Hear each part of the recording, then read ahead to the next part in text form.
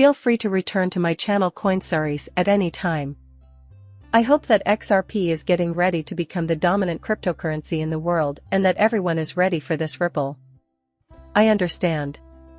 Listen up, folks, I know it sounds cheesy. There is no way you can deny the evidence I am about to present you. Regardless of your opinion, it is happening, and we will cover 2 clips. Some of you will have a rude awakening. Michael Barr, Mr. Pat, a Ripple employee for 6 years, will also have an awakening, but more on that later. Oliver Sophia is someone you might remember.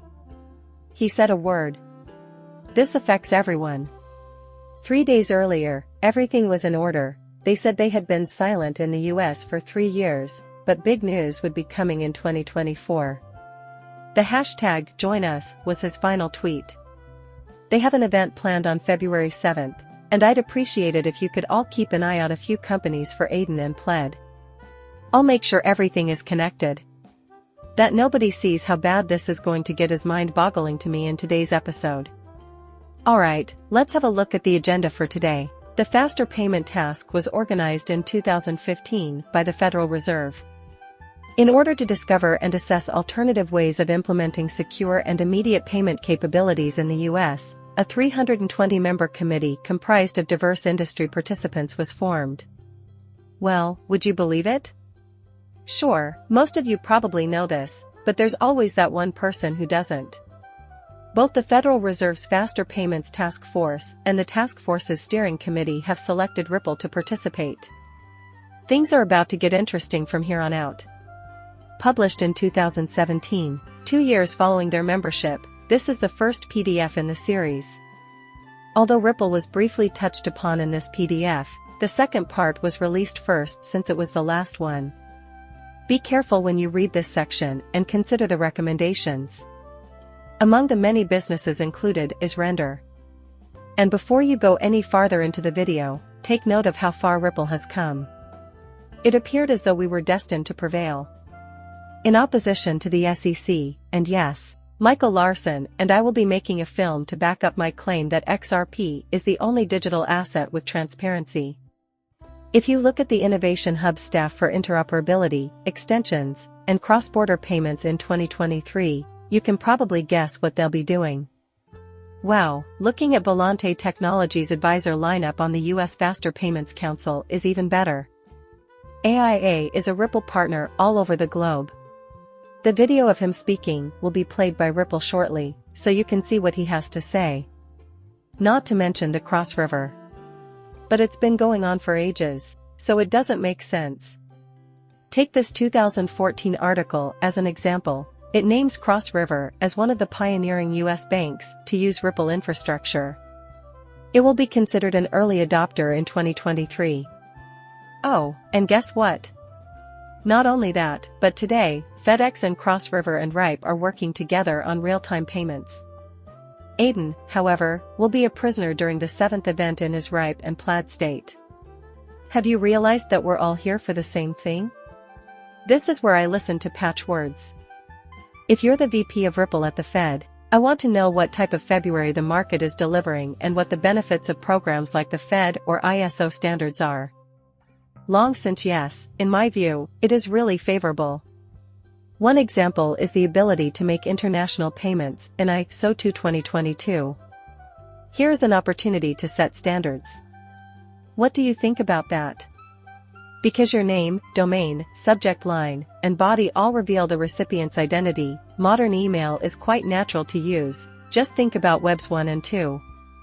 Attachments are currently our focus.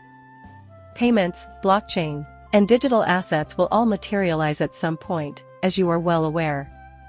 We are actively addressing this matter, however, it is quite natural. Ripple has been an active and long-standing member of the ISO standards group, so I suppose it's a good idea to network with individuals who share your interests. Developing an entirely new payment network, such as RippleNet, has the advantage of making those criteria actually achievable.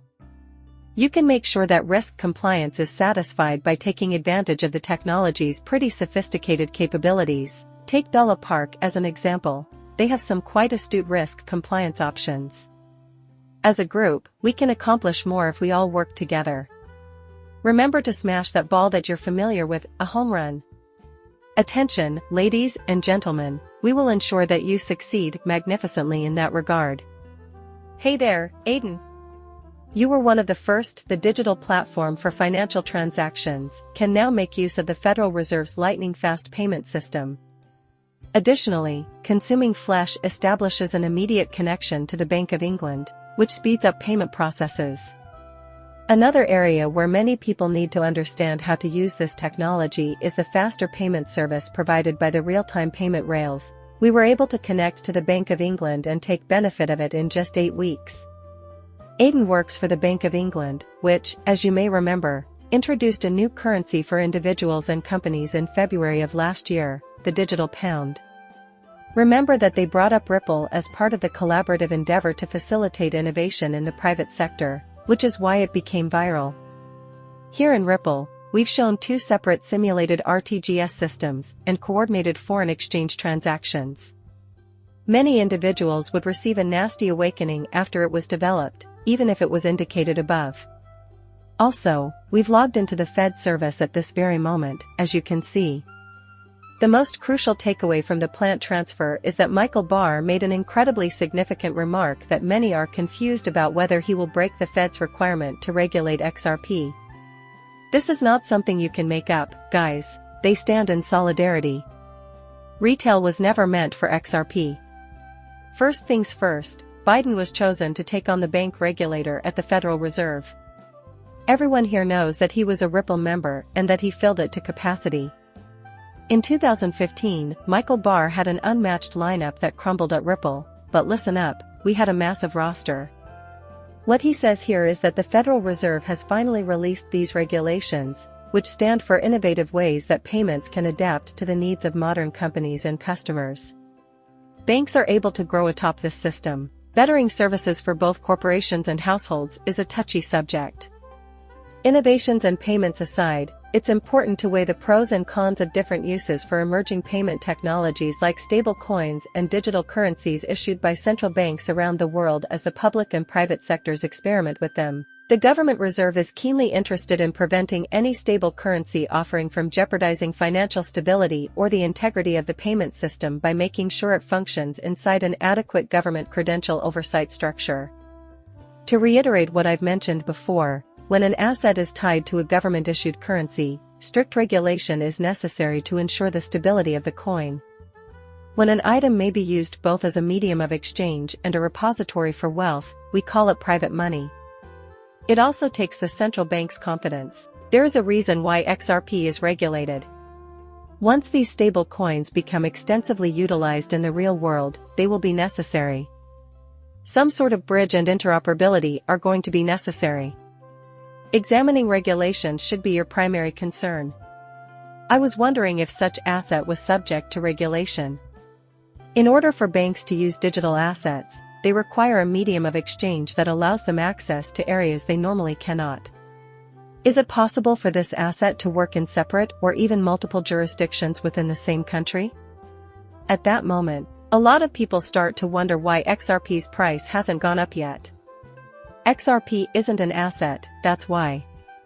From an institutional perspective, XRP is a digital asset that was designed with small investors in mind. Like I said before, financial institutions use XRP as an asset. The product has not been placed into full live production yet, hence it has not been used for retail. You'll need to scale the system, since we're talking trillions of dollars.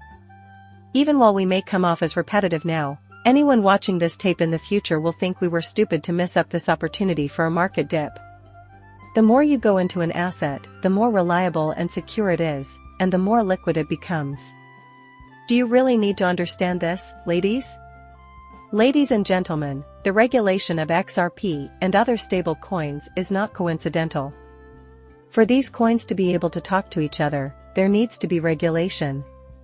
However, please know how much I appreciate each and every one of you, and that you should all be subject to the same regulations. Gentlemen, starting with the notion that the liquidity of cryptocurrencies could one day enable stable international payments, we started to generate massive amounts of money through ripples. As soon as the market is ready, Consumers will be able to switch to ODA from the Ripple net and enjoy the benefits of our fiber-based network. Plenty, and I think this is exactly what's happening with the switch we're making. Do you realize that it tackles a real problem? Plus, I think each token stands for my recommendation that anybody understand the value of the token will be valuable if it is providing actual benefit and value to real customers. Support my channel with a like and a subscription. Catch you in the next video. Farewell.